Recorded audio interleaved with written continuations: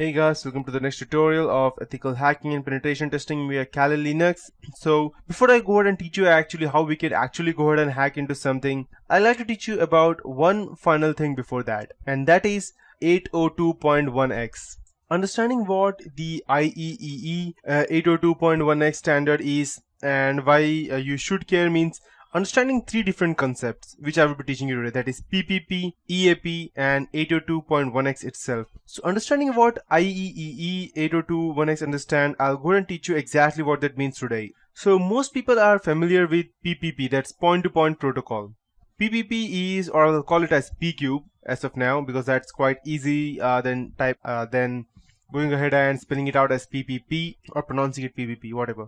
So PPP is most commonly used, or PCube is most commonly used for dial-up internet access. PCube is also used by some ISP for DSL and cable modem authentication in form of PCube over Ethernet. So PCube is a part of layer 2 tunneling protocol, that is a core part of Microsoft's secure remote access solution for Windows 2000 and after that.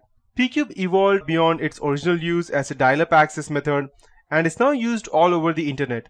One piece of PCube defines an authentication mechanism. With dial-up internet access, that's the username and password you're using. PCube authentication is used to identify the user at the other end of the PCube line before giving them access.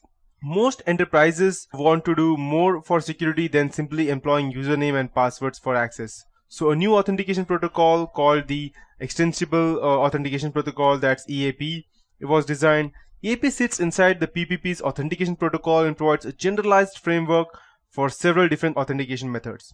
EAP is supposed to head off proprietary authentication systems and let everything from password to challenge response tokens and public key infrastructure certificates all work smoothly. So with a standardized EAP, interoperability and compatibility of authentication methods become very simpler. For example, when you dial a remote access server and use the EAP as part of your PPP connection, the RAS doesn't need to know any of the details about the authentication system, and only you and the authentication server have to be coordinated. By supporting EAP authentication, as a RAS server gets out of the business of acting as middleman and just packets and repackages EAP packets to hand off to a Radius server that will do the actual authentication. So this brings us to the IEEE 802.1x standard, which is simply a standard for passing EAP over a wired or wireless LAN. With 802.1x, your package EAP messages in Ethernet frames, and it does not use PPP.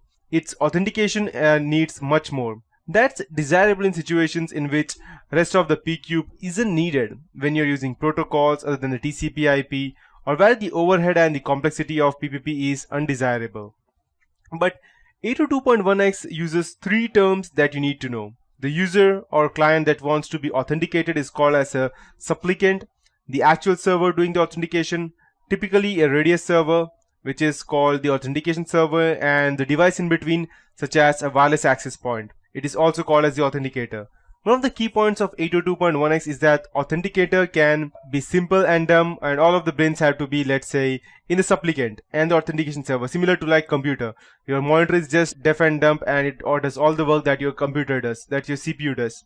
So this makes 802.1x ideal for wireless access points, which are typically small and have little memory and processing power. So the protocol in 802.1x is called EAP encapsulation over LANs, that's EAPOL, and it is currently defined for Ethernet-like LANs, including 802.11 wireless as well, and along with that, as well as the token ring LANs such as FDDI. And EPOL is not particularly sophisticated. There are number of modes of operation, but the most common case would look something like the authenticator sends an EAP request identify packet to the supplicant, and you can say as, let's say, as soon as it detects that the link is active, it will go ahead and send the packet. The supplicant sends an EAP response identity packet to the authenticator, which is then passed on to the authentication server, that's Radius. And the authentication server sends back a challenge to the authenticator, such as with the token password system. The authenticator then unpacks this from the IP, that's Internet Protocol, and repackages it into EAPOL. That's again what I told you previously. That's EPOL, that's EAP encapsulation over LAN. And then it sends it back to the supplicant. So different authentication methods will vary this message and total number of messages. EAP supports client-only authentication and strong mutual authentication. Only strong mutual authentication is considered appropriate for the wireless case. And to be more specific, in the end, if the supplicant provides proper identity, the supplicant responds to the challenge via authenticator and passes the response on to the authentication server. Supplicant provides proper identity, the authentication server responds with a success message, which is then passed on to the supplicant. The authenticator now allows the LAN, possibly restricted based on the attributes that came back from the authentication server. To be more specific, let's say the authenticator might switch these supplicant to a particular virtual LAN or install a set of firewall rules. So you might be wondering that how does the 802.1x help wireless security? So it's so complicated. The 13-year-old wired equivalent policy, that's WEP protocol, it has been discredited so thoroughly that its authentication and encryption capabilities are not considered sufficient for use in enterprise networks. In response to the WEP fiasco, many wireless LAN vendors have latched onto IEEE 802.1x standard to help authenticate and secure both wireless and wired LANs. The wildcard with 802.1x protocol is interoperability. So 802.1x authentication might it helps mitigate, you can say, as many of the risks involved in using WEP. For example, one of the biggest problems with WEP is the long life of keys and the fact that they are shared among users and are very well known. With 802.1x, each station could have a unique WEP key for every session. The authenticator, that's wireless access point, could also choose to change the WEP key very frequently, such as even every 10 minutes or every 1000 frames. So the 802.1x does not guarantee improved security. For example, an authenticator might never change the key it hands out to each supplement, or the network manager might select an authentication method that does not allow for distribution of WEP keys.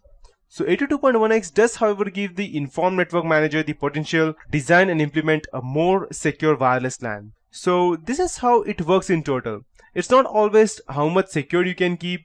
It's more about how much you can go ahead and complicate it so that it becomes more complicated for the attacker to go ahead and hack, and he will simply go ahead and lose his trust in hacking, and he will probably may not or leave that part and try something else. And at least your wireless security will be secure. So Wi-Fi, and just to be sure, Wi-Fi cracking is not for beginners, and playing it with it requires basic knowledge of how WPA authentication works and moderate familiarity with Kali Linux and its tool. So if any hacker at any point of time gains access to your network, he is probably no beginner, because no one can go ahead and crack a Wi-Fi that's a WPA2 password by mistake, unless until he does some kind of social engineering, in which case he's again very good, and again you are at loss. So that is it, and that's the end for my theoretical part for the WPA and the wireless security keys. In this tutorial, I'll be actually teaching you as to how we can go ahead and hack into some network using Kali Linux.